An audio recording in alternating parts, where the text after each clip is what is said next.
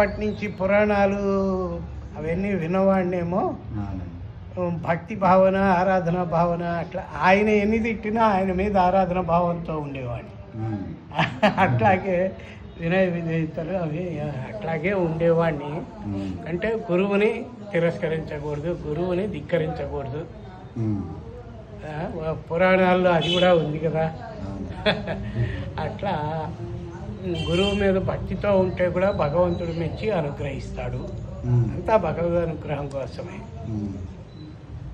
ఘోర తపస్సులాగా సాధన చేస్తే అమ్మవారి అనుగ్రహం కలుగుతుంది, సరస్వతి అనుగ్రహం. ఇట్లా ఆలోచన ఉండేది. ఎంత కష్టమైనా సరే, ఏదో వేసవి కాలంలో పంచాగ్నుల మధ్యలో, చలికాలంలో హిమాలయాల్లో కూర్చుని తపస్సు చేశారు. ఇట్లాంటివన్నీ ఉన్నాయి చూసారా, అట్లాంటివి. అట్లా ఈ ఫింగరింగు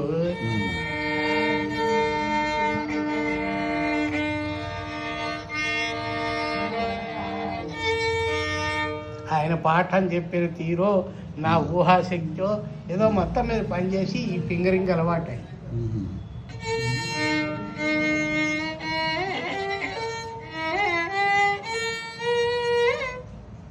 ఈ వేళ్ళు అన్నీ కలిసి కదులుతాయి చూసారా. కానీ ఈ ఫింగరింగ్ లెర్నర్స్కి ఇంకా కష్టం. అందుకని కొంత సులువైన ఫింగరింగు చెబుతాను. తర్వాత కాస్త వాళ్ళు ప్రావీణ్యం పొందిన తర్వాత చూడండి ఈ ఫింగరింగ్ అలవాటు చేస్తారు. శివాని, కామాక్షి వాళ్ళు అట్టా అలవాటు చేసుకున్నారు. ఇప్పుడు శ్రీకృష్ణ కొద్దిగా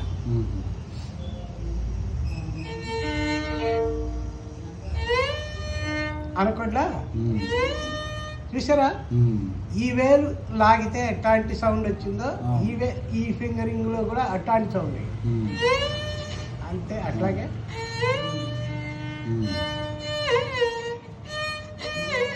అంటే ఎట్లా ఉందో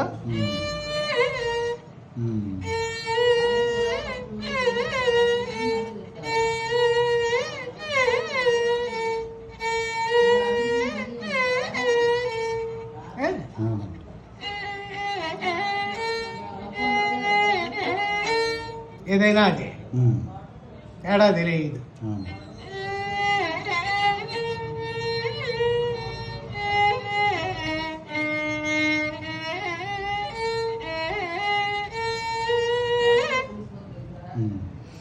ఇది విన్నారా, వీడియో దిగేసారా ఇది కూడా?